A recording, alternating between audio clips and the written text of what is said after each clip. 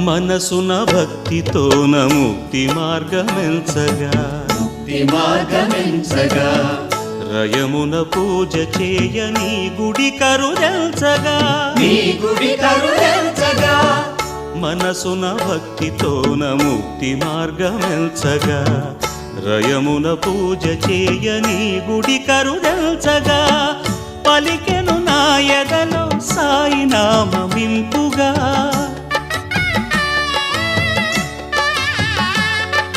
సరి సరి సని సని పగ